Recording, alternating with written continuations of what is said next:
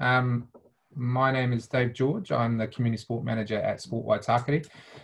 We've got a relatively smallish group, so I'm just wondering if obviously you can't see my screen, so I'm saying go around the table, but no one can see what my table looks like. So if I just say a name, do you want to just quickly introduce yourself and where you're from, please? So Fran? Yeah, Fran Bromhead, Secretary of Sport of Waitakere Bears Softball. Thanks, Fran. John? John Flett, CEO of Baseball New Zealand. Thank you. Sam? You're on mute there, mate. Yep, sorry about that. Samuel Lever, President of West City Baseball Club. And Barbara?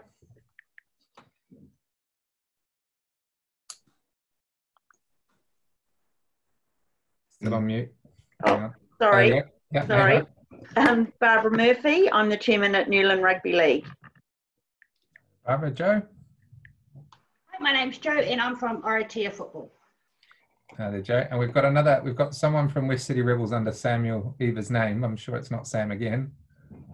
Yeah, I'm Roy. I don't know, I clicked on Samuel's link and it showed me that I'm him, so that was a bit weird. I'll change your name to Roy. There we go. Thanks, Roy. Michael? Auckland Youth Climbing, based out of Glen Eden. Okay. And Jan? Jan Hall from Parafed, Auckland. Thanks, Jan. And we've got a Sport Waitakere cohort, so Javid.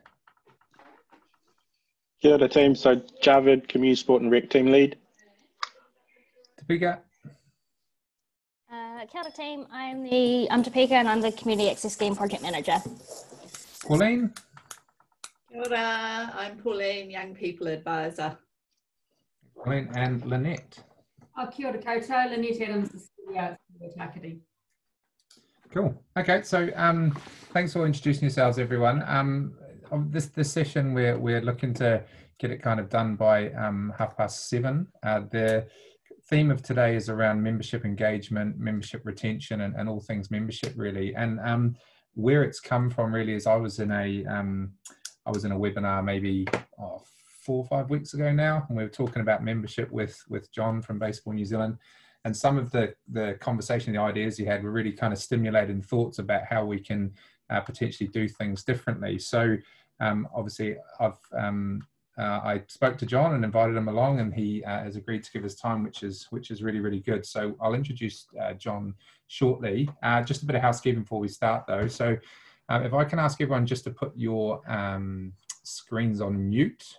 If during the presentation at all it starts to slow down a bit, what I might do is ask everyone to turn your screens off just because it helps with the bandwidth, but at the moment it's totally fine, so feel free to leave your videos on. We'll be recording the session just so we can share it with anyone who's unable to attend tonight. And essentially the way we're looking at going is we'll have a few people say a few things. John will give us a little bit of a chat about all things membership, the opportunity to ask questions. Both you can unmute yourself, or we've got the chat function, which I'm sure everyone's used Zoom a million times now since the lockdown, so you'll all know where that's situated. And then, yeah, we'll just kind of open the floor and have a bit of a conversation afterwards around how that might operate for you and your club, and just, again, to stimulate that conversation. So we have the option to get everyone into breakout rooms, which, depending on how many people we have, we may do just to keep those conversations a bit closer, and then come back to the main room and then have a quick chat and wrap it all up. So hopefully that's what you thought tonight was about, and if it is, that's awesome. If it's not, then you're in for a surprise, I guess. Okay, so what I'll do very quickly is I'm just going to hand over to Lynette, who's the Chief Exec at Sport Waitakere, and she's just going to have a quick word about a few things that have popped up in the sports sector recently that's definitely worth you knowing about. So Lynette. Thanks, Dave. And sorry if you actually know some of this information, but I think it's really important that we get it to you. What I was thinking about though is how important communication is with you and between you and us, and really want to encourage this open feedback. And it's great that you guys are on Zoom, and it's good to see some familiar faces and some new ones, but really important that we hear from you, because we do quite a lot of advocacy, which you may or may not know, particularly with Auckland Council. And in fact, Dave and I presented to the Henderson Massey local board last night. It was all a bit weird on Skype, but we managed, and I sort of even put a nice top on, and then they didn't even put any screen up, so that was quite funny. Just to alert them of the needs and what sports clubs are going through. So that's why we really want to hear some on the ground stories. And really, I asked them, we want them to help us address the inequities that are happening within the sports system. So really challenging their thinking as well. In July and August, there's an opportunity to feed into the local board plans. And I was at a meeting today when they're saying we absolutely need to hear from a wide range of people around these local board plans, because they were in essence written pre-COVID. So they need to know what's going on since then and what it is that the community now needs. And unless we feed that back, they're not going to know, and they're just going to make assumptions. So there's an opportunity in July and August to feed into those local board plans. And Sport Waitakere will lead something so that there's an opportunity for you to kind of feed into that. So I'm not sure what that looks like yet, but something will happen. The other thing that I wanted to just say is hopefully that you're into the Community Resilience Fund if you are eligible. I know that not everybody is eligible. I can see people rolling their eyes there. But just to let you know that $1 million has gone out, and that's less than a week, and already $1 million from Auckland has gone out. So 128, this is in Auckland, 128 applications have been successful. So good on you if you're in there. But you keep going. And the other thing is the Minister, you would have got quite a nice surprise like I did in the weekend, made the big announcement with $265 million coming through the budget bid. We don't really know anything about that, but just in case you don't know, that's on top of that Community Resilience Fund, that's more. The first bit of money is at the Reset and Rebuild Fund. And this really is looking at those current imbalances in our sector that I alluded to before. Underrepresentation of women and girls, Māori, people with disabilities, low socioeconomic groups. A great opportunity, I think, for West Auckland to really have a voice here. The second part of the fund is to strengthen and adapt. And it's really looking at collaboration, maybe some mergers, maybe shared service models.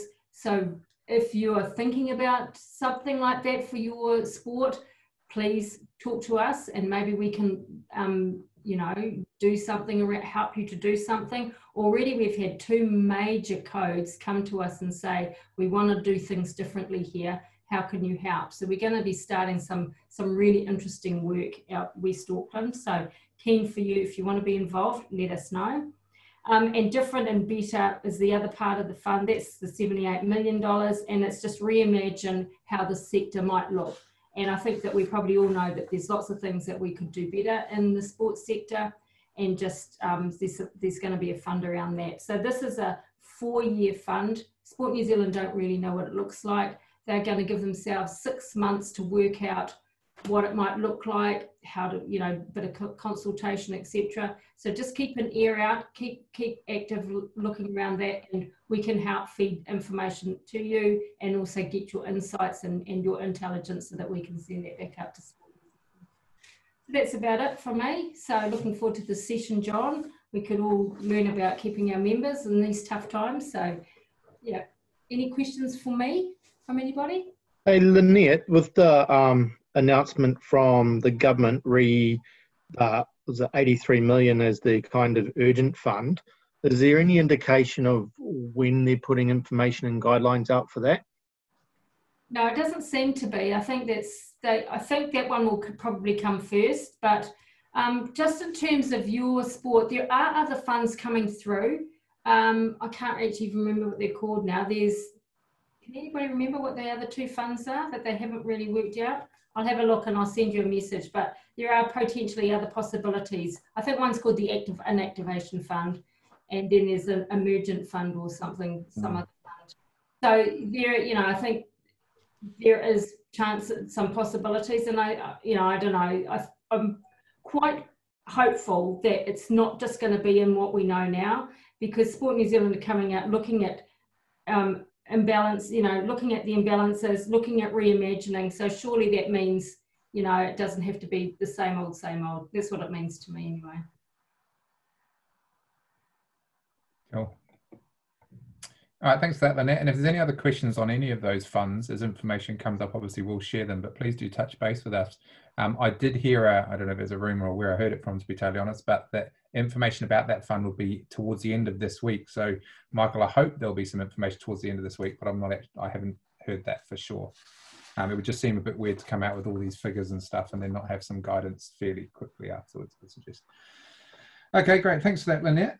So we'll kick into the body of the session now. So I've got a bit of an introductory, it was started out as a paragraph, and the more I kind of looked into John, it became a couple of paragraphs. So I'll try and whip through this just to give you a bit of background on John and his, well, I guess his background and why he's kind of our resident expert in this space. So John, born and raised in Arizona. For those who haven't been over to America, that's the home of the Grand Canyon.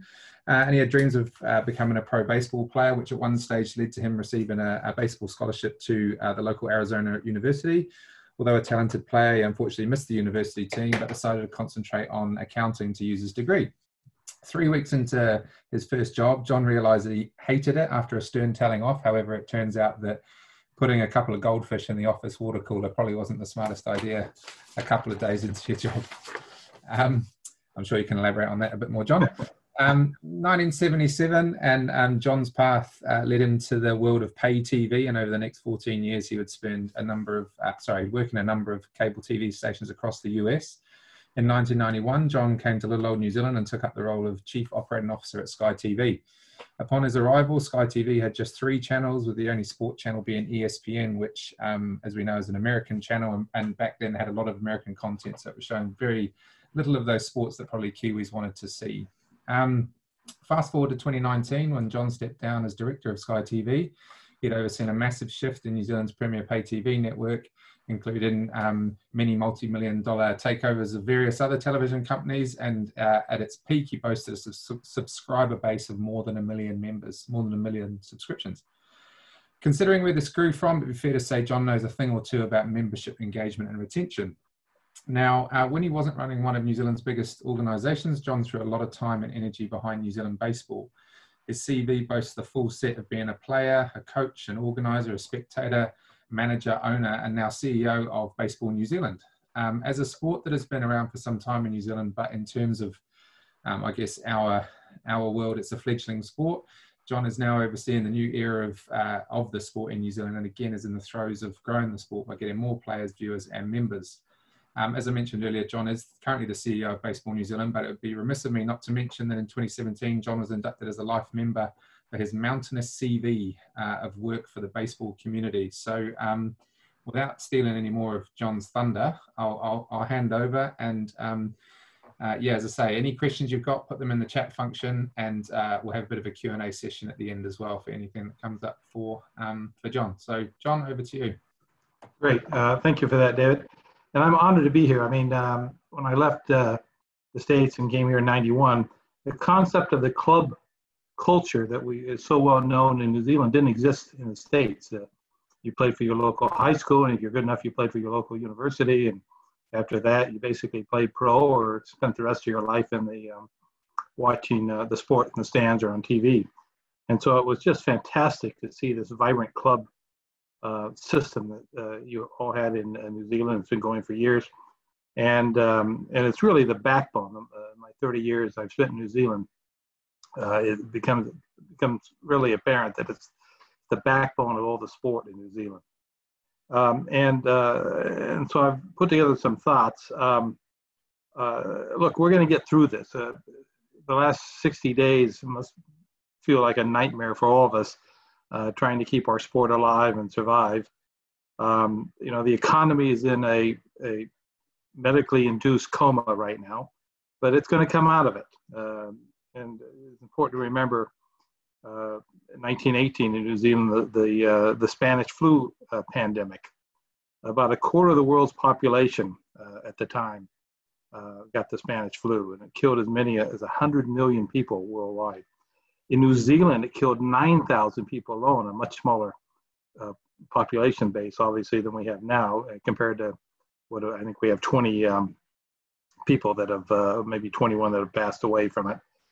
And 90% of all sports that we know of today probably got formalized right after the industrial age started, and all of a sudden something like something called free time became available, and so these sports that all make up our sports today, the majority of our sports today, went through the World War I and the Spanish flu and the Great Depression and World War II, yet survives today, and we will survive this pandemic.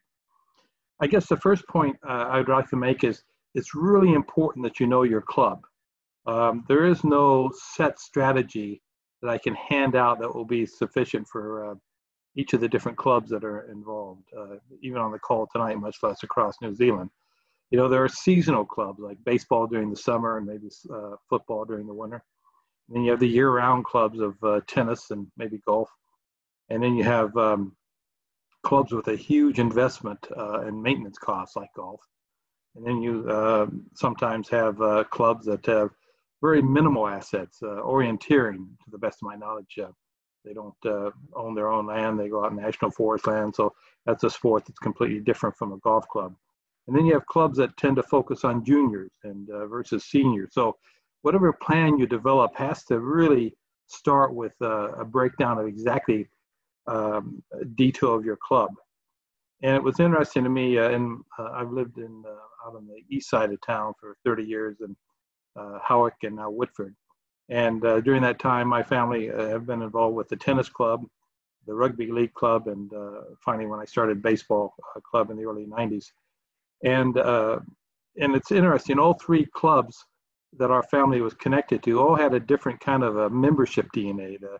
The tennis tend to be more senior citizen oriented, former white collar jobs, retired people.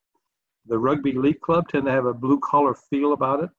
And the baseball club was entirely different. That tended to be more, I guess, middle New Zealand, as best I can tell. And I think another thing to talk about is, even talk to your club members about what's going on and get some ideas from them. Your club members are much more fanatical than I think you realize. That belonging to that club is part of their lifestyle. It's part of what makes them who they are. It's part of what their family does on weekends.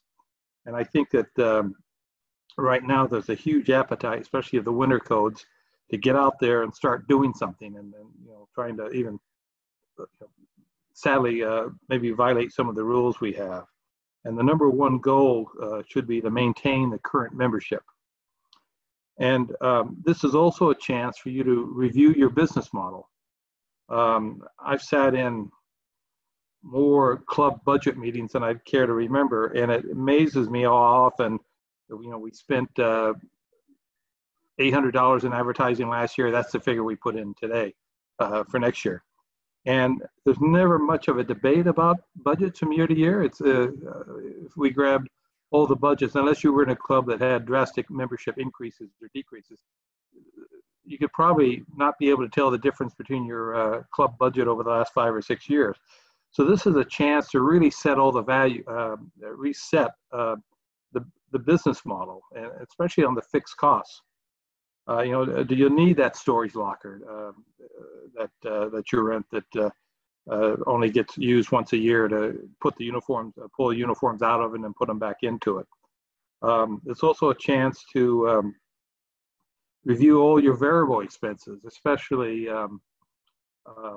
coaching. Over the last, I would say, 5 years of the clubs I've been connected with, quite often it amazes me that most of the grant money has gone into professional coaching, and that is fantastic, and it raises the level of quality of coaching that we can give as opposed to being volunteer parents. But I'm not sure this is the year that I'd look at keeping on paid coaches. That I think these coaches would understand more the economic realities of what's going on than any other year.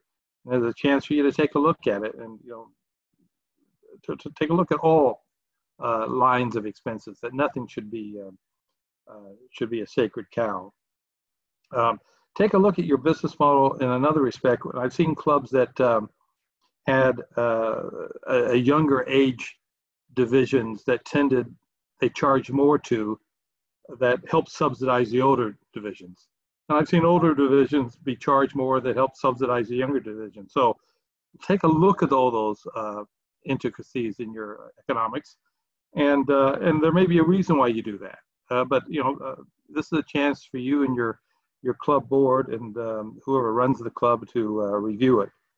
I think especially with the winter clubs right now, that I don't know how you can escape from not looking at some sort of a payment holiday for the period of time they've met. So as painful it will be not to get the same membership dues from your club from last year, I think you run the risk of maybe burning some members off by trying to keep the same dues. I think the key is trying to keep your membership right now, to me, would be more of a driver than the revenue side, if you can get away with it with your economics. One of the things that early on when the Howick Baseball Club started in the early 90s, we did a deal, while we don't share the grounds with the Pakuranga Rugby Club, it is, at least I believe at the time, was probably one of the largest rugby clubs in New Zealand. And we cut a deal with them that their members could sign up for one amount of money and automatically play in both summer play baseball and winter play rugby. Now, in the end of the time, I took the discount. I was running the baseball club at the time. And I think we offered a 15% discount off the baseball membership if you signed up for both. The Pakuranga Club didn't need me, didn't need my help in marketing, but I needed them. And it probably did more to get baseball started in the Howick area, just the fact that all of a sudden here was an offer that I could sign up for both clubs and play year round. We share they have a pub there, a bar, and so we share those in meeting rooms, and so we share those facilities, but we don't even operate on the same fields or next door to each other. The other one that always amazes me in New Zealand, quite often in the United States, especially for youth sports, it's school grounds that tend to be utilized, that especially on weekends. And it always amazes me when I'm driving out to on a Saturday morning when I was coaching my son in baseball, we'd pass 4 or 5 schools with these beautiful flat ground and not a soul on them on Saturday and Sunday. We'd pass by them to get to our baseball field. And that's something that somewhere along the line we're going to have to take, especially as New Zealand continues to fill in. Looking at school ground options is going to have to take an option of reviewing the use of those. I realize it's a separate entity, you can't control it, but I think that the pressure will be too much to ignore. The other thing, and again, I'm talking more on costs at this stage as opposed to looking on just pricing, but regional and national dues. This is a time, I think, for national bodies to sit down and regional bodies to sit down and say, the clubs need us, they're taking a hit, what can we do to take a cut? On pricing models, I think the goal of any winter club, again, those clubs that are just starting up in the next week or two, is trying to maintain continuity with a short season. And so I think options of trying to, throw out an option, have a price for, you pay one price, it includes the rest of this winter. And by the way, it includes next season as well, if you can get them across the line on that. But that will be a tough ask in time of money. I think it's also a great opportunity to push for new members, in the fact that if you offer a reduced rate, now's the time to maybe push that out to the general public, of trying to get people that maybe weren't interested in playing baseball or football. And now all of a sudden, with the shortened season, you don't need as much expense, maybe, and you could offer that lower discount to getting them inside the door, and then trying to bring them back for next year. The other thing you should always remember, that inside your club, there are probably 2 types of members. There's what I call the super fans and the casual membership. The casual membership, yep, will go this year, and it doesn't take them much to be persuaded to drop off something else, if their child is interested in another sport, or there's an issue around, we want to go to the Batch this summer more than we did last year, they're easily pushed off. But the super fan of your club can't get enough of your club.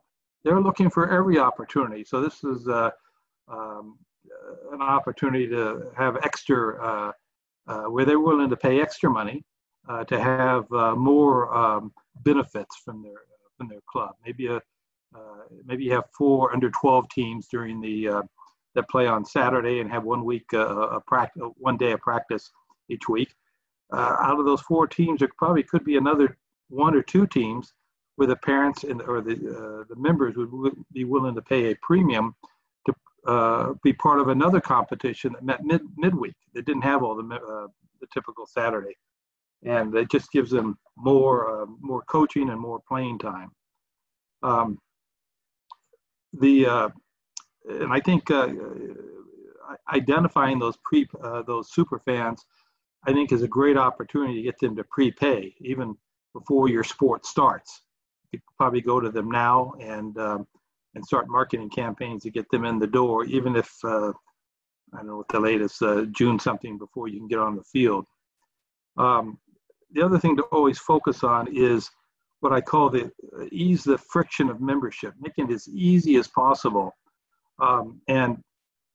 During my time during this sitting in on these webinars that I've sat in on, that Active does, or Sport New Zealand, there are organizations out there that I never knew existed that are willing to do a deal with the club where they will bill take care of the billing of the individual members on a monthly basis. I've tried over the years at my club to try and bill family members monthly, but the club's just not geared up for that. And holidays come and you forget to bill, or they don't pay, and so this is where a member of the club would sign a prepaid contract. These third-party organizations, I'm sure David can get their names, are willing to take care of sending the bill on a monthly basis, and it just breaks your total $350 membership bill up into something much more reasonably on a monthly basis, which is, I think, more important now than ever before. And also the timing of invoices. Keep in mind that to go out and send invoices out to everyone now, and maybe a couple weeks ago would have been tough. But if you can wait another week or so when the economy starts to show some movement, again, it depends on every club and their financial situation. It's an opportunity to try and keep them, the timing of the timing of the invoice will make all the difference in the world. Sky, if we ever tended to do rate increases, they tended to be during the winter when you're stuck indoors, that the rugby's in full stream. We'd never do it ever during the Christmas break, because there's just too many other expenses and too many other options, and you're raising a flag of disconnect.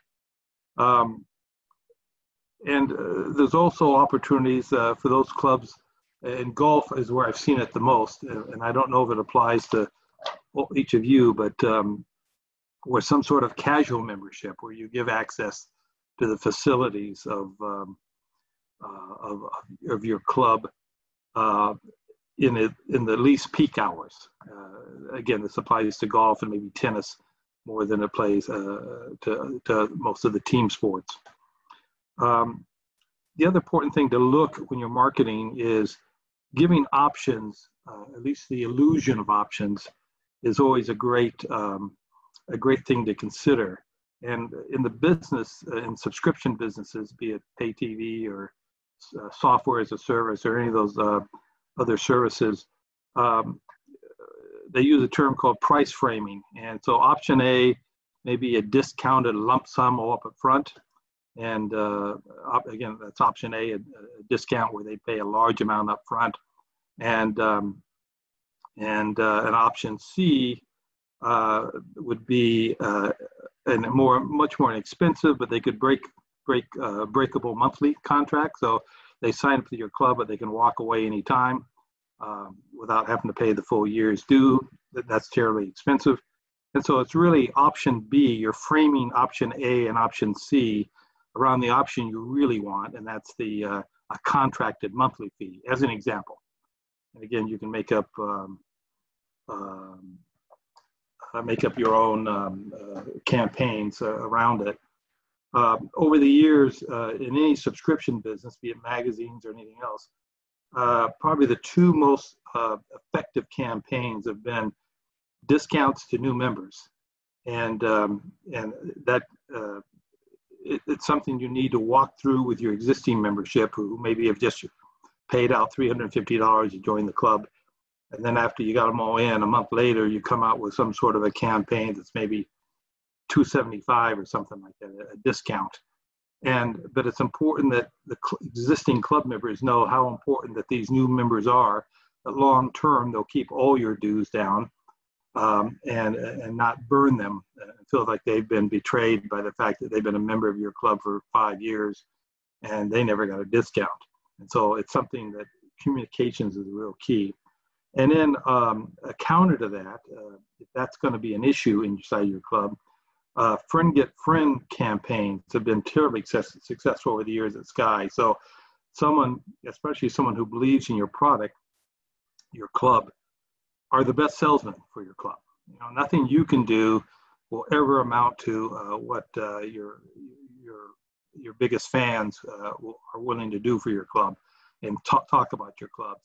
And so that would be, start of a new season, going out to your existing member, giving them whatever the new bill is, and at the same time talk about, but you get $50 off if you can bring in brand new members in.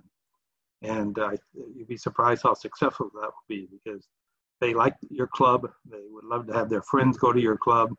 And while they like it, they may not be willing to get into evangelical work for your club. But all of a sudden, that $50 off their deposit, off their yearly fees, allow them to bring in more members, and they go out and do marketing for you. So, David, that's the backbone. We could go into 20 minutes in each of these categories. So, I guess I'm open to anything the group wants to talk about. Hey, thanks for that, John. Yeah, heaps of notes I took from there. I mean, as a current Sky TV customer, actually, it's interesting when you were talking about the whole, giving a new member a discount over someone who's been there 5 years. That's something that I've always thought, hang on a second, how are they getting there? But obviously that if understanding communication in the background to say, well, if we get these people in, then arguably that could bring down the cost for everyone longer term, or some other benefit like that. I think that could be a really cool kind of way to do it. So anyway, throwing it out to the floor for just a minute or two, if anyone's got any quick questions for John, and then we'll just jump into breakout rooms and maybe just have a quick chat amongst each other, and then we'll come back and kind of wrap it up. So any top of mind questions from anyone now? David, your point about the discount to new member is a controversial issue. Yeah. But if you look, every organization, Netflix, one of the most successful, always give a discount to new members, and magazines and all those sorts of things. And so at least at the club level, you probably have a much smaller group to talk to than Sky did. And so it's much easier to get out to these clubs and let them know that's going to go. In fact, I would combine it with a friend get friend campaign, so that there's two ways. Either direct mail goes to someone that has no connection with your club and they get a discount to join, or that same discount can be given to one of your local club members who bring in and market and bring in a new customer. Yeah, for sure. Cool. Michael, you unmuted. You got a question? Yeah. Given the environment COVID has created financial constraints on the membership, what would you see as, priorities in maintaining at least your current membership? Are you, if I could be more specific, Michael, what club are you in, or what background? Rock climbing. Rock climbing, okay. Well, I know nothing about rock climbing, so I'm no use to you at all. But if you have an existing membership right now to get through this crisis, that would be the number one priority. And even if you had to discount out of, because they're getting discounts from everybody else and they'll expect something from you. Yeah. And is it okay to look to reduce your service offering as part of that discount? That's only you know your members better than I do. So I would have to say yes within reason, which is probably no answer to you whatsoever. But yeah, you're going to have to be able to determine, what services have, look at that ratio of services that are really like to the cost to provide them. Yeah. So services really like that don't cost a lot of money, geez, keep those. But if there's services, I'm sure there's just as many services that you provide that really you probably lose money on if you ever sat down and itemized it. Those would be the ones I would take if I was trying to reduce. I'd try and kill those and make sure they understand this is just for this year till we get our feet back on the ground. Yeah. Great, thanks. Any other quick questions now, or we'll jump into? Roy, you got a question? Yeah, John, talking from a sport that you do have a bit of understanding about, baseball. Mm-hmm. Being a summer sport and a sport that we were anticipating quite large growth numbers in, and we certainly saw it towards the back end of last year thanks to the Tuatara. What are your sort of thoughts on how those summer sports are going to go, and should we continue to budget on that same growth? Because that's what we're really struggling with in our budget process.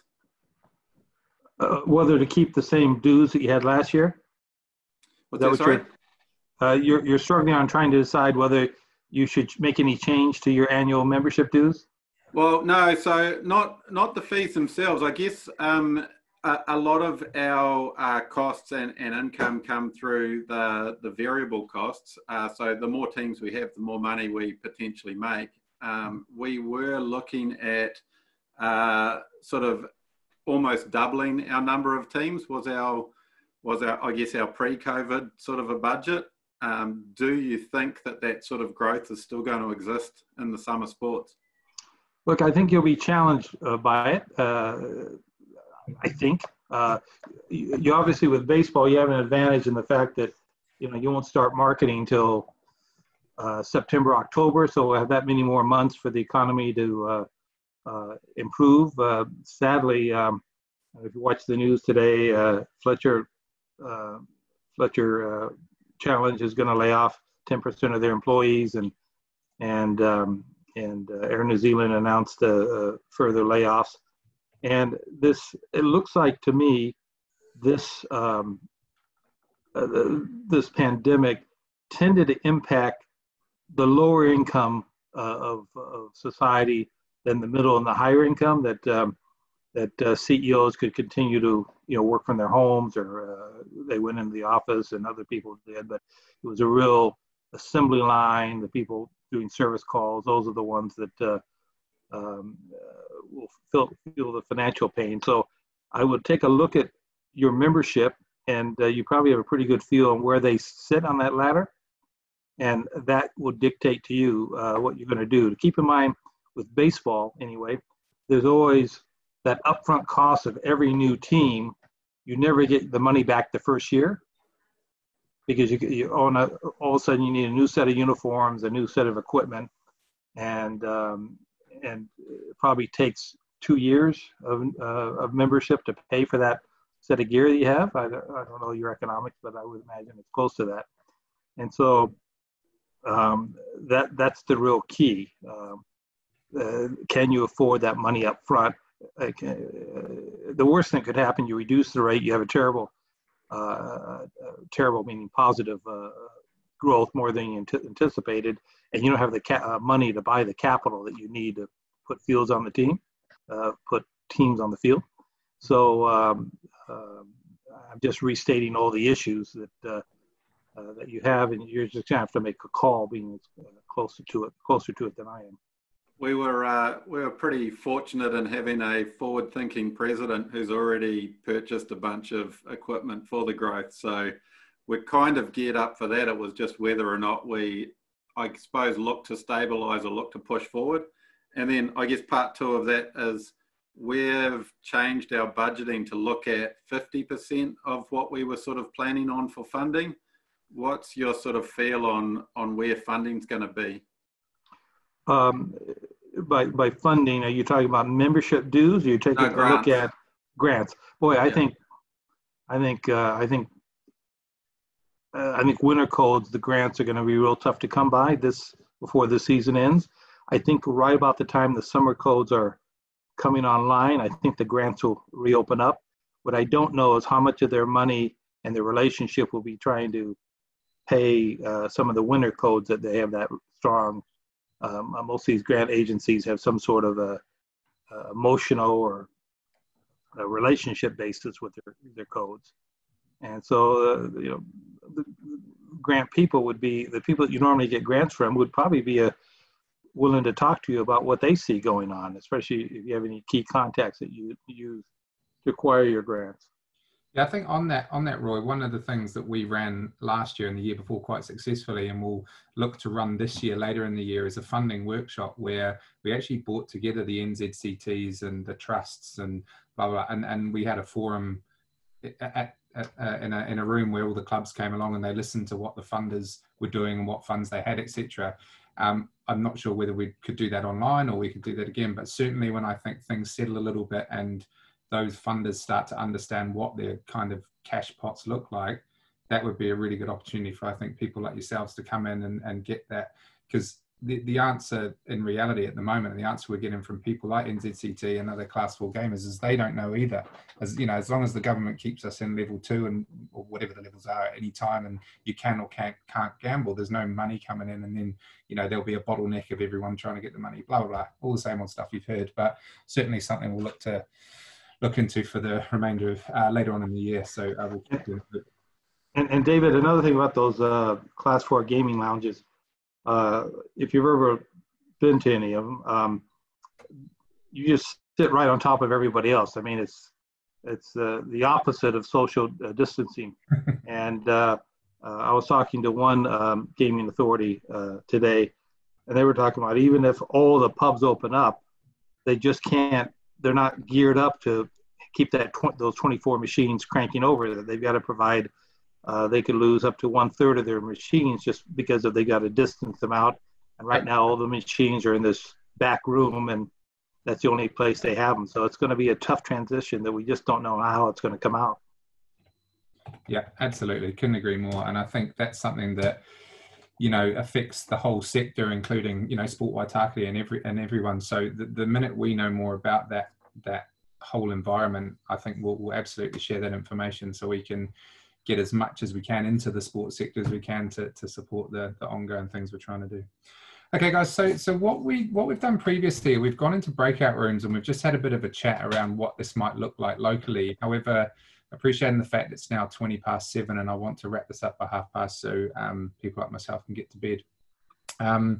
I just wonder if there's any more questions from anyone, or do people feel like they just want to have 5 minutes, a couple of people chatting to each other, see what it means for their clubs? How are we feeling? If we want to go into breakout rooms, thumbs up. Would you just want to have an open chat here? Thumbs down. I don't know. Thumbs down. All right. Yeah. Cool. Yeah. Wicked. Right. We'll stay here then. Good to know. Cool. Dave, I've got a question for John. So John, you talked about partnering up with Pakuranga Rugby, and how you guys worked on that. How did you guys have any issues in terms of them offering sevens rugby, and obviously that clashes with your code in terms of baseball and being a summer sport? Because there's a number of things that we're thinking of supporting clubs to be able to do that kind of stuff. But obviously, offerings are becoming longer and longer for each sport. So I'm just keen to hear what you came across. We didn't then. I think the sevens back then anyway tended to be more people in their 20s, and we were going after the youth and 19 and under, and so we never saw any of that conflict, and we don't see a conflict with field usage because they have, again, we're fortunate we have our own fields and they have their own fields, and so there's not that argument about on the crossover. So we didn't see it then. No, that's cool. I think, yeah, it's something that we to be a little bit worried about, I guess, in terms of our space and how we make sure these clubs kind of, everyone's fighting for the same person. So it's really important that we kind of create added value for both teams, right? Yeah. Another thing to consider, even if you don't do a formal agreement, just showing up at their prize giving and asking for 5 minutes to talk and say, hey, I hope you enjoy the season. By the way, if you're looking for a sport to play this summer, and again, this is a youth issue as opposed to someone in their 20s or something like that, where they've already adopted their sport and that's what they're going to play every year. And we have a sign-up table over here, or here's some information at this table after you get done. Most clubs are willing to work with each other. Cool. Great, thanks, John. Anything else, or does anyone have any thoughts? Has anything that John said maybe stimulated any thoughts about what you think you might do differently this year, just even top of mind that you might take back to your club? We've had this kind of falls in a discussion I've had with another Sport Waitakere staff member today around events. We're an all year round sport, but we're now beginning to start to think about ourselves in terms of offering a winter and a summer type season, where the winter season becomes our competitive season, which falls within some of our national calendars, but running our summer season more as a kind of more social, less intense type season, so we can balance out a couple of the needs going forward. And it also means that we could probably upscale and descale some of our service offerings throughout a year to enable us to try and control costs moving forward. So over the competition season, we upscale with a whole heap of coaches, and that kind of cost structure rolls in. But over the kind of social season, the summer season, we downscale our coaching requirements and look to work with venues to provide a little bit more of a fun factor going through, with maybe less intense events and more kind of fun social activities that go on at the same time. So looking at changing actually our entire kind of approach to the sport, where we've just looked at it as one thing, one season, 1 year. Yeah. Yeah, I think you certainly have some options there. The other thing to keep in mind, Michael, during the summer, make sure if you get nothing else, try and capture all their names and email, because that becomes trying to get them to convert from a casual member to into a bigger funnel. Yeah, cool. Great, thanks, Michael. Anything else from anyone else? I'm not sure if Joe or Sam, Fran, or Barbara, if you got anything that's kind of stimulated in your brain that you think might be worth thinking about? Yeah, so Michael, so you're indoor climbing in Glen Eden? Yep. Yeah, so it's great that we're both on the same call. I think there's a great opportunity, maybe if we catch up and we can, perfect opportunity to help each other and advertise each other. We're obviously just in Pars Park. That's great. Done. And your sort of social activities absolutely perfect for the kids, and we'd be more than happy to put flyers out and adverts out and things. I'll link you two guys up. I'll make sure you get each other's emails. Perfect. Good stuff. And you could even go further and do joint memberships, or something else as well, couldn't you? Or join this club and get this half price, or I don't know, I'm making that up. There are some opportunities there. Yeah, for sure. And they're good opportunities because they don't place any strain on existing venues or anything like that, right? And I think that's where a lot of clubs have to look outside the box and maybe not partner with another sport. We did it with cricket and it was a nightmare, but we've got a great facility at Pars Park. There might be a guides group around or something who doesn't have a venue. So it's looking at those opportunities. Yeah, absolutely. I think you're right there, Joe. I think the opportunity, and I spent a little bit of time down in Christchurch a while back, post earthquake, understanding how the clubs down there are operating and how they were kind of forced into a corner of this collaborative kind of use of their facilities. And now some of the sports clubs that exist in Christchurch are so financially viable. They've got money that they can now pay for staff who look after the club and blah, blah, blah, blah, blah. So the opportunity to do that, and as John's alluded to a couple of times, like really start to think differently. If there's any time that we've had in recent memory where, you know, you can really readdress the whole way that everything is delivered within your club and within the facility that you're part of, now is it, because people are going to be most open to change based on, you know, what we've just been through. So that thinking is really going to be really welcome, I think. Okay, team. So I'm not sure if there's any final kind of questions or anything for John, or any general things people want to share. We'll do a quick wrap up and let you all go. Any final thoughts or questions? No, great. Okay, well, that leaves me just to obviously thank John for his time. I think a couple of things that came out of that for me, almost the very first line you said, John, around we're going to get through this. I think that's quite important to note, you know, that we will come out the other end of this. Things might look a little bit different, but hopefully if we attack it in the right way, then whatever it looks like when we do come out will be a very positive kind of outlook for sport in general.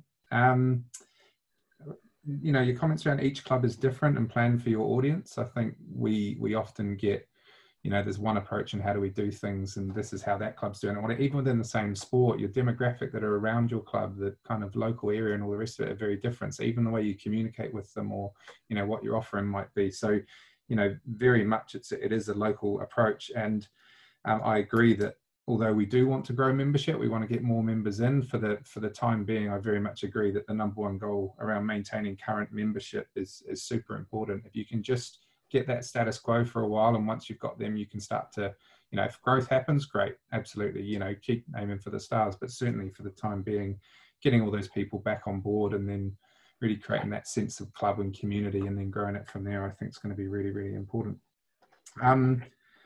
Okay, so a couple of things just for me, just to wrap up then. Obviously, firstly, thanking you all for turning up. We've had a couple who've had the baseball chats have had to leave because there's a regional baseball Zoom meeting, so they're straight into another meeting. Good on them.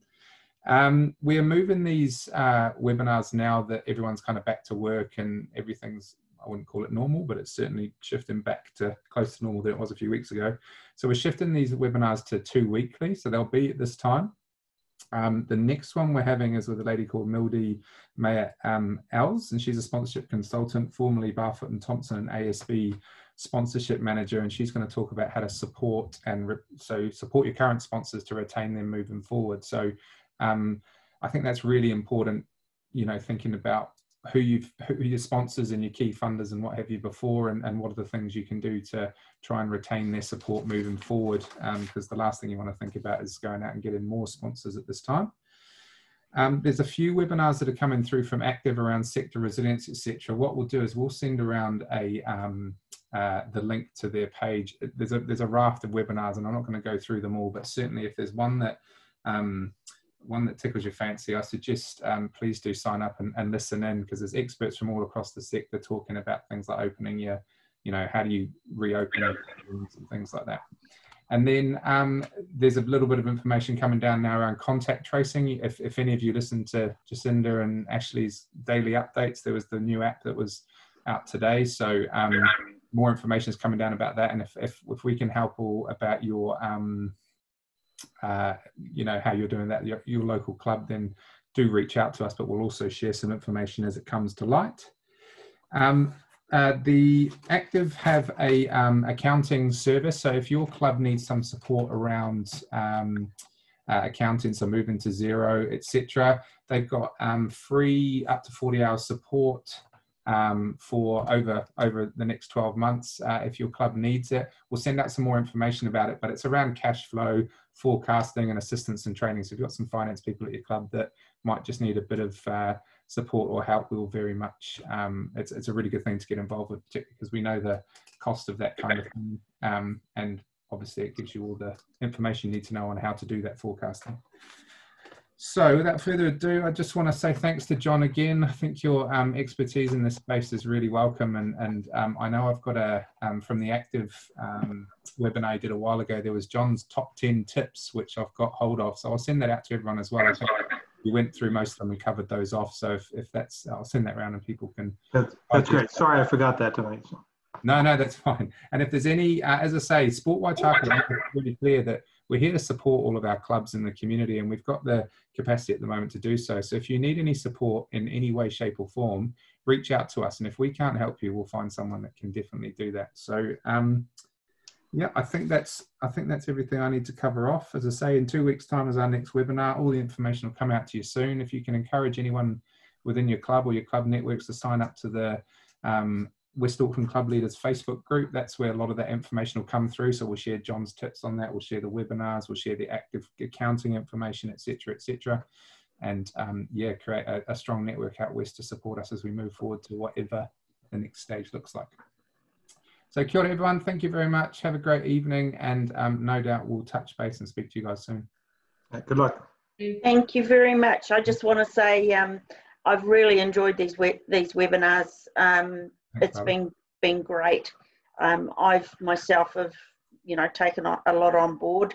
Not easy being the chairman, and as a winter sport, yeah, we're really feeling the pinch. So thank you, John. You've given me a few little bits. I'd love to be able to have your email address and possibly float a couple of things to you if you're opening and welcome to that being done. I know you're a busy man.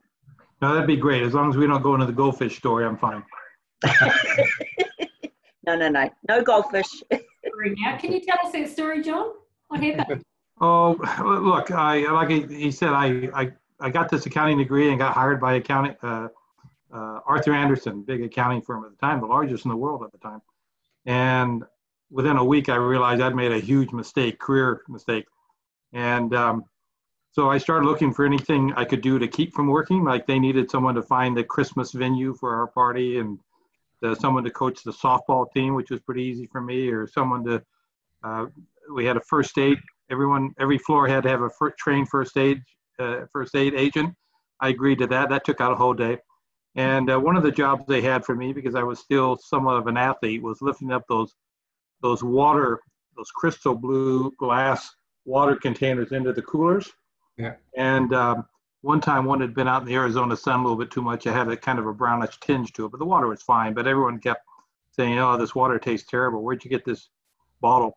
But it gave me an idea. I rushed home, rushed out of the office as soon as I could, hit a pet shop, picked up 2 goldfish, and got in early the next morning and put the 2 goldfish inside the bowl. So they were swimming around. Now I kept saran wrap and rubber band, so there's no way that it leaked into the real drinking system and filled the reservoir.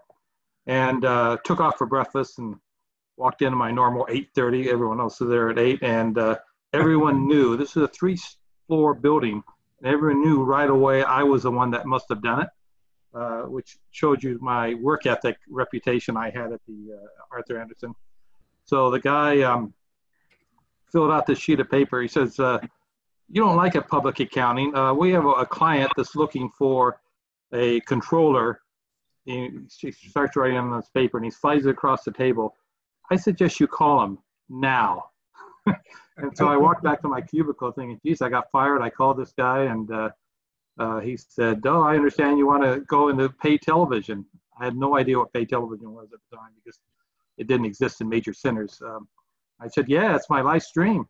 And I got hired. So my career advice to each of you, keep goofing off until you get fired into the job you were meant to be. So. I just say to the Sport Waitaki staff, don't listen to him. I'm too old to change now. Never too old. Old, Barbara.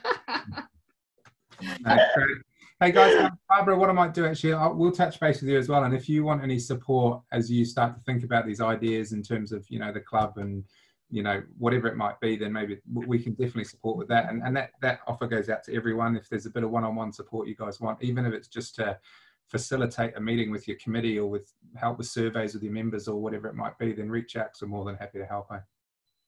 Okay, brilliant. Thank you. Thanks everyone. You have a great evening, and we'll see you in a couple of weeks. Nice to see you. See you. Thank you. Take care. Thanks, John.